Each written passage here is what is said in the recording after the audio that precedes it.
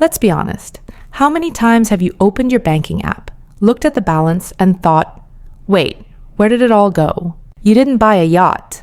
You didn't fly to Paris. It was just coffee. A subscription you forgot to cancel. A quick dinner because you were too tired to cook. We live in a world where spending money is frictionless. One tap, Face ID, and poof, money is gone.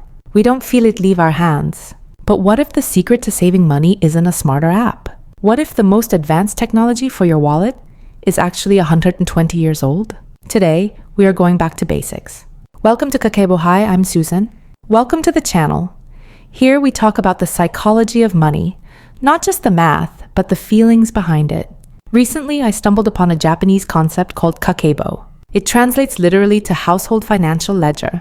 It was invented back in 1904 by Hani Motoko, Japan's first female journalist. She believed that financial stability leads to peace of mind. And in a world of chaotic digital spending, I think she was onto something. So why do budgeting apps fail us? Psychologically, swiping a card or tapping a phone numbs the pain of paying. Researchers call this decoupling. The joy of buying is separated from the pain of parting with money. Kakeibo forces us to do the opposite. It forces us to slow down. When you write your expenses by hand, you engage a different part of your brain, the reticular activating system. You become mindful. You can't just autopilot your way through a notebook. You have to physically acknowledge every dollar. It's not just accounting, it's a mindfulness ritual. So, how do you actually do it? You don't need to buy a special Japanese planner. A simple notebook will do. At the start of the month, you sit down, maybe with a cup of coffee, and you write down your fixed income and your fixed expenses like rent, bills, or internet. Whatever is left, that is your spending power. But here is the magic. Kakeibo divides your spending into just 4 distinct categories. This changed everything for me. First, needs. These are for survival. Groceries, medicine, transport. Things you literally can't live without. Second, wants. This is for enjoyment. That latte, the new video game, eating out with friends. Third is culture. Japan places a high value on feeding the soul, not just the body. This is for books, museums, courses, or movies. And fourth, the unexpected. Medical repairs, gifts, or sudden car trouble.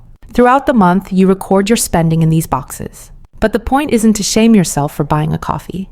The point is to categorize it correctly. Is that new jacket a need? Or is it a want? Just the split second it takes to decide which column to write in.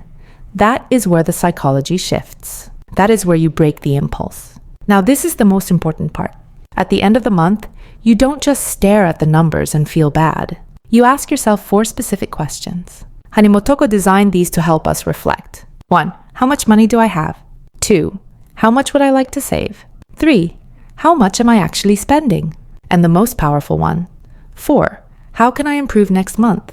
Notice the language. It's not, why am I so bad with money? It's, how can I improve? Maybe you realize you spent too much in the wants category because you were stressed at work.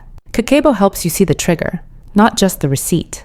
In a digital world that screams buy now, writing things down is a quiet act of rebellion.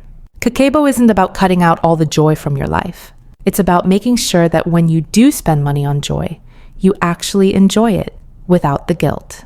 It turns budgeting from a chore into a calm monthly ritual. I challenge you to try this for just 1 month. Put the app away, pick up a pen, see what happens to your mindset. If you enjoyed this peaceful approach to money, please subscribe. I'd love to have you join our little community of mindful earners.